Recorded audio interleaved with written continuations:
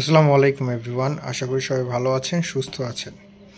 আজকের টপিকটি হচ্ছে ব্রেকের হোস পাইপ নিয়ে। বেসিক্যালি ব্রেকের হোস পাইপ দুই ধরনেরই হয়ে থাকে। ডান পাশে যেটা আছে সেটা হচ্ছে রাবার হোস পাইপ, বাম পাশে যেটা আছে সেটা হচ্ছে steel braided hose pipe. Basically এই দুই রকমের হোস পাইপ আসলে ইউজ করা হয় ডিফারেন্ট টাইপের বাইকে। এখন মোটামুটি আমরা দেখতে পাচ্ছি যে নতুন জেনারেশনের যেই বাইকগুলো আসতেছে এবিএস দিয়ে ইন্ডিয়ান ম্যানুফ্যাকচারারের, সেই আবার ইন্দোনেশিয়ান ম্যানুফ্যাকচারারেরও। বাট ফ্যাক্ট হইতেছে যে আগে সাধারণত এই হোস পাইপগুলাই ব্যবহার করা হইতো, যদিও এটা এবিএসের এটা পার্ট, হোস পাইপের একটা পার্ট। সো এবিএসের এটা তো এই এবিএসের হোস পাইপগুলা সাধারণত রাবার ব্রেডেড হয়ে থাকে, ব্রেড করাও না, আসলে রাবার দিয়েই করা থাকে। আর এই হোস পাইপগুলা যেগুলা সেগুলো হচ্ছে স্টিল ব্রেড করা থাকে। এই যে ভিতর দিয়ে আপনি হয়তো বা লক্ষ্য করলে দেখতে পারবেন স্টিল ব্রেড করা, এই যে স্টিল ব্রেড করা। তো এই দুই রকমের হোস পাইপের মধ্যে সুবিধা অসুবিধা কি? ম্যানুফ্যাকচারাররা আগে এগুলা দিত, এখন কিন্তু ম্যানুফ্যাকচারাররা এগুলাও দিচ্ছে। ফ্যাক্ট হইতেছে যে এই রাবার হোস পাইপের মধ্যে পারফরমেন্স লস আছে। পারফরমেন্স লস কীভাবে আসে?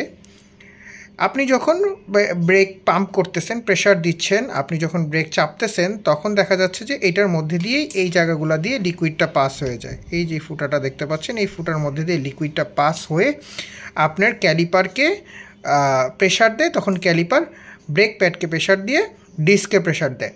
তো যখন এটা মূলত পুরো কাজটাই হয় কিন্তু প্রেশারের উপরেই। সো প্রেশার থ্রো করা হয় এবং প্রেশারের মাধ্যমেই ব্রেকটা আমরা ধরতে পারি, এটার মধ্যে কোনো ইলেকট্রিক্যাল কাজ নেই। তো যেই জিনিসটা আমরা দেখি আর কি, সেটা হচ্ছে যে এটা পারফরমেন্স লসটা খুবই অল্প, যার কারণে হয়তো বা অনেকে বুঝতে পারে, অনেকে বুঝতে পারে না। তবে ভালো মানের স্টিল ব্রেডেড হোস পাইপ যদি হয়ে থাকে সেক্ষেত্রে আপনি বুঝতে পারবেন যে পারফরমেন্সটা আসলেই কিছুটা আপগ্রেড হয়েছে।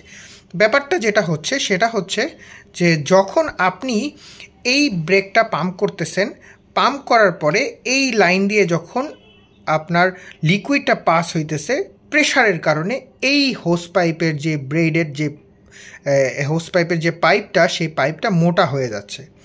সো মানে ফুলে যাচ্ছে, অ্যাকচুয়ালি মোটা হয়ে যাচ্ছে না, ফুলে যাচ্ছে। সেক্ষেত্রে কিছুটা পারফরমেন্স লস হচ্ছে।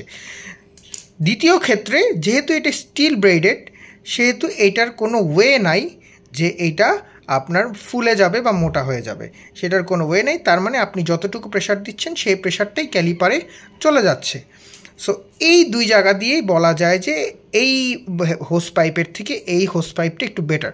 আরও একটা জিনিস আছে, সেটা হচ্ছে যে এই হোস পাইপগুলো যেহেতু রাবারের হয়ে থাকে, সাধারণত এগুলোর ডিউরেবিলিটি তুলনামূলকভাবে এগুলার থেকে কম। এগুলা যেই সময় ধরে আপনি ইউজ করতে পারবেন, ঠিক এই সময় ধরে কিন্তু এইটা ইউজ করতে পারবেন না। তো পরিশেষে অনেকেই হচ্ছে এখন এগুলো আপগ্রেড করতেছে।